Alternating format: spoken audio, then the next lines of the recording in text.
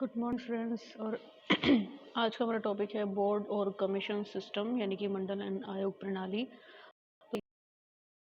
ये आयोग होता है वो अपना एक सिस्टमेटिक जो मैटर है वो लेकर के चलता है। तो बोर्ड और कमीशन सिस्टम यहाँ पे अलग अलग लेवल पर काम करते हैं। तो पब्लिक एडमिनिस्ट्रेशन से रिलेटेड बहुत सारी ऐसी चीज़ें होती हैं जिनमें से एक बोर्ड और कमीशंस भी है। देखिए, या तो बोर्ड के लिए एक मंडल आयोग जो प्रॉपर रूप से एक यूनिट की तरह काम करता है, जिसमें मतलब कुछ लोगों का, कुछ एडवाइज़र का जो एडवाइस करते हैं और सिस्टम को मैनेज करने का काम करते हैं। वो कैसे करते हैं वो वहाँ पे अलग अलग तरीके से आज हम ये भी डिस्कस करेंगे कि तो मंडल या आयोग प्रणाली जो भी सिस्टम है। देखिए, मंडल भी कुछ लोगों का समूह ही होता है। ये जो समूह बड़ा बन जाता है, बहुत ज़्यादा पॉपुलेशन जिसमें होती है, उसको हम मंडल के रूप में यहाँ पे बोल सकते हैं। आयोग एक कमीशंस एक तरीके से ये भी एक पॉपुलेशंस नहीं कहेंगे, एक यूनिट कहेंगे यहाँ पे। यानी बहुत सारे लोगों की जो संख्या होती है, बहुत अध्यक्ष होते हैं, उनके एक से अधिक अध्यक्ष वहाँ पे काम करते हैं, तो ये एक आयोग होता है। तो उन संगठनों में पाई जाती है, ये एक ऑर्गेनाइजेशंस की तरह काम करते हैं। मंडल और आयोग एक ऑर्गेनाइजेशंस की तरह काम करते हैं जिनकी संख्या विभागाध्यक्ष में। इसमें कमीशंस में अलग अलग डिपार्टमेंट होते हैं। उनके हर डिपार्टमेंट के एक पर्टिकुलर एक प्रेसिडेंट होता है, एक अध्यक्ष होता है, जो कि एक से अधिक भी वो हो सकता है वहाँ पे। तो इस प्रकार के संगठनों की आवश्यकता तब होती है जब नीतियों के निर्माण में व्यापक विचार विमर्श करो। तो यानी कि वहाँ पे जैसे हम मंडल की बात करते हैं या आयोग की बात करते हैं, तो ये इनमें मतलब इस कमीशंस की बोर्ड, देखो कुछ तो एडॉप्ट होते हैं, कुछ कुछ समय के लिए होते हैं। तो वो कैसे होते हैं कि जब भी कोई भी पॉलिसीज़ को क्रिएट करना हो, उसको बनाना हो, तो उसके लिए एक तरीके से वो डिस्कशन के लिए वहाँ पे डिस्कशन के लिए रिक्वायर होती है कि required in formulation of policy. जब भी कोई पॉलिसीज़ वगैरह बनाई जाती है, तो वहाँ पे ये देखा जाता है कि इस पॉलिसी से रिलेटेड जितनी भी डिस्कशन हमें करना है, जितना भी विचार विमर्श करना है, उसके लिए एक बोर्ड बनाया जाता है, ऑर्गेनाइज़ किया जाता है या कमीशन से ऑर्गेनाइज़ किया जाता है वो। और जैसे ही वो पॉलिसी जो टारगेट है वो कंप्लीट हो जाता है, तो वो बोर्ड भी और वो कमीशंस भी प्रॉपर रूप से फिनिश हो जाता है टारगेट, और नई पॉलिसी के लिए वो काम करता है। नेक्स्ट हम बात करेंगे यहाँ पे टाइप ऑफ बोर्ड और कमीशंस। यानी बहुत सारे टाइप्स होते हैं बोर्ड और कमीशंस के, बहुत प्रकार होते हैं जो अपने अपने लेवल पर वहाँ पे काम करते हैं। जैसे प्रशासनिक मंडल यानी कि एडमिनिस्ट्रेटिव बोर्ड, वो किस तरीके से काम करता है। एडमिनिस्ट्रेटिव से आप समझ ही रहे होंगे, जो सिस्टम को मैनेज का काम करता है, जिसका काम ही होता है सिस्टम को मैनेज करके लेकर चलना। जिन विभागों का अध्यक्ष यानी कि जितने भी विभाग हैं उस कमीशंस में, उस बोर्ड में, उनमें से एक प्रशासनिक मंडल की हम बात करें, तो जिन विभागों का अध्यक्ष एक प्रशासनिक मंडल होता है, उसे प्रशासनिक मंडल कहते हैं, यानी कि एडमिनिस्ट्रेटिव बोर्ड। और ऐसे प्रशासनिक मंडल विभाग या संगठन के शीर्ष पर स्थित होते हैं, यानी कि बिल्कुल टॉप पर होते हैं वो। मतलब उनकी अगर हम लोकेशंस की बात करें तो टॉप ऑफ द डिपार्टमेंट होते हैं। एडमिनिस्ट्रेटिव का मतलब होता है वहाँ पे जो ब्यूरोक्रेसी है वो उसको यूटिलाइज़ करते हैं।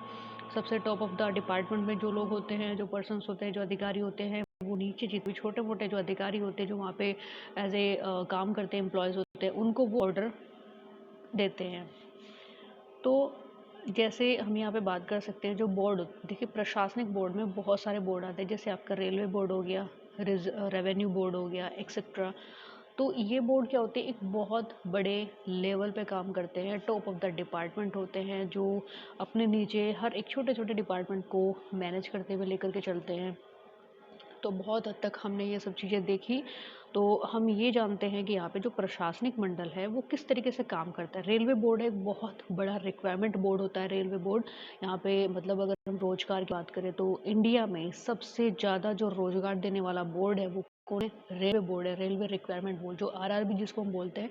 बेसिकली बहुत सारे स्टूडेंट्स इसको फिल करते हैं, एग्ज़ाम होता है आरआरबी।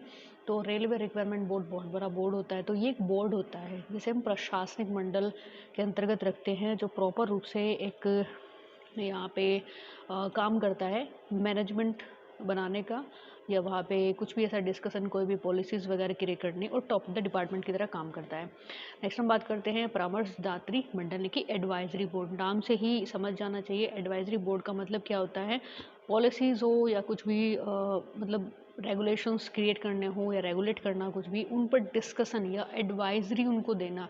तो इस प्रकार के मंडल विभिन्न विभागों से संबंधित होते हैं, यानी कि एडवाइजरी हर एक डिपार्टमेंट में अपनी एक अलग से पोस्ट होती है।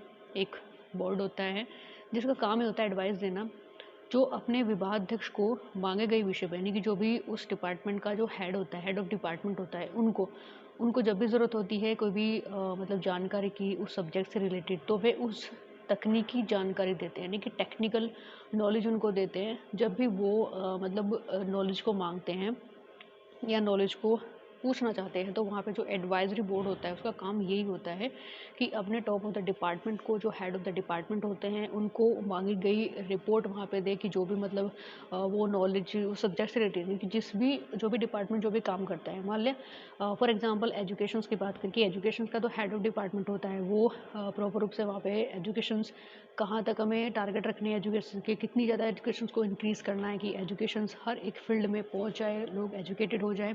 तो उससे रिलेटेड अगर वो कोई भी पॉलिसीज़ बनाता है और उस पे चाहता है कि मुझे कोई इस पे मतलब सलाह दे, उसको डायरेक्शंस दे, तो वहाँ पे जो एडवाइजरी बोर्ड होता है वो उस लेवल पर काम करता है। उसको जो टेक्निकल नॉलेज है वो उनको वहाँ पे प्रोवाइड कराते हैं। तो इस प्रकार के बोर्ड यानी कि इस प्रकार के जो कमीशंस होते हैं वो दोनों ही तरह के प्रशासक अर्थात विशेषज्ञ या सामान्य प्रशासक होते हैं। तो यहाँ पे टाइप ऑफ एडमिनिस्ट्रेटर्स की तरह भी काम करते हैं एंड जनरल एडमिनिस्ट्रेटर की तरह भी काम करते हैं, यानी कि वहाँ पे कुछ लोग ऐसे होते हैं कि वो आपको एडवाइस भी देते हैं और साथ साथ में वहाँ पे जो एडमिनिस्ट्रेटर का जो पोस्ट है वो भी वहाँ पे मैनेज करते हैं। नेक्स्ट हम बात करते हैं नियामक आयोग यानी कि रेगुलेटरी कमीशन। रेगुलेटरी कमीशन का मतलब होता है कुछ भी चीज़ जो बनी है, चाहे वो रूल की बात करें या पॉलिसी की बात करें, उनको रेगुलेट करने का जो काम होता है वो रेगुलेटरी कमीशन वहाँ पे करता है। तो इस प्रकार के आयोग नियमकारी होते हैं, यानी कि जो कमीशंस होते हैं आर रूल्स, उसमें बहुत सारे रूल्स होते हैं जो अर्ध न्यायिक प्रकृति के होते हैं।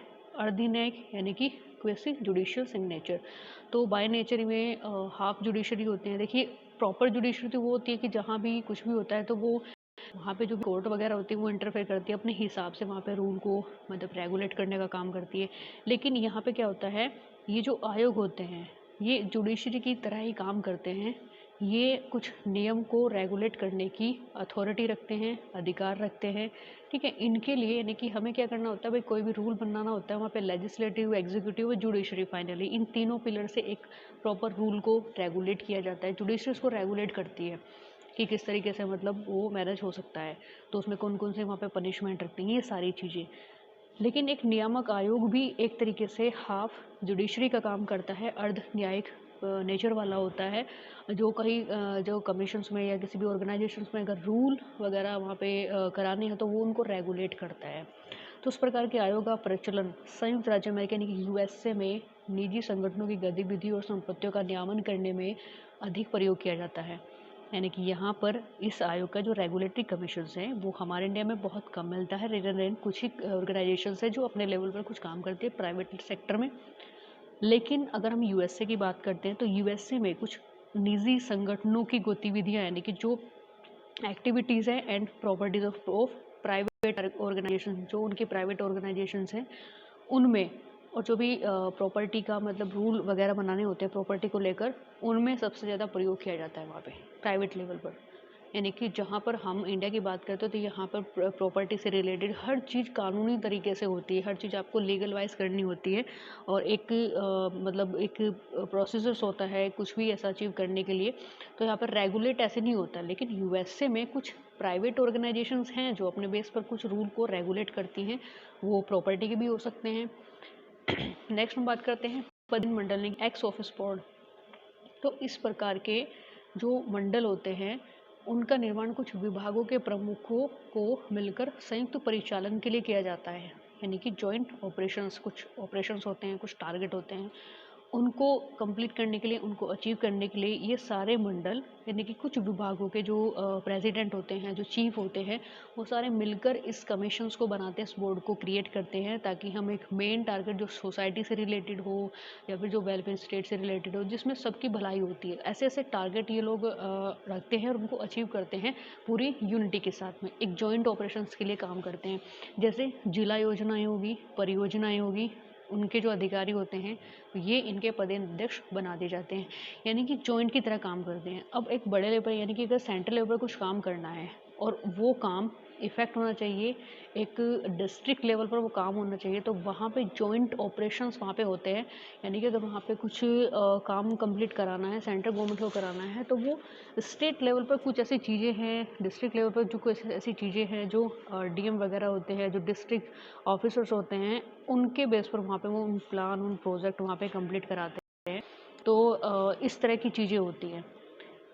फिर नेक्स्ट है merit of the board of commissions. कुछ यहाँ पे मेरिट है, यानी कि कुछ उनके वैल्यूज़ होते हैं। तो मंडलीय आयोग व्यवस्था नीतियों के निर्धारण हेतु श्रेष्ठ होता है, क्योंकि इस व्यवस्था में नीतियों का उपयुक्त विचार विमर्श का एक सही सही मूल्यांकन कर दिया जाए, यानी कि उनको इवैल्यूट करके ही उनको रेगुलेट किया जाता है। कोई भी ऐसा रूल रेगुलेशंस अगर हम उसकी वैल्यूज़ की बात करें तो एकदम से वो रेगुलेट नहीं होता है, बल्कि उस पर प्रॉपर रूप से वहाँ पे डिस्कशन होता है, उसके बाद ही वो चीज़ें यानी कि इवैल्यूएशंस के बाद में, एनालाइज करने के बाद में सही तरीके से अगर वो होता है तो वो इसके बेस पर कर दिया जाता है। तो इस प्रकार की व्यवस्था में सभी प्रकार के लोगों को बराबर बराबर प्रतिनिधित्व मिलता है, कभी ऐसे पर्टिकुलर अथॉरिटी किसी को वहाँ पे नहीं दी जाती।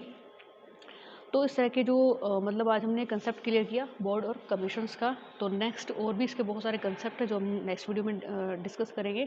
Thank you.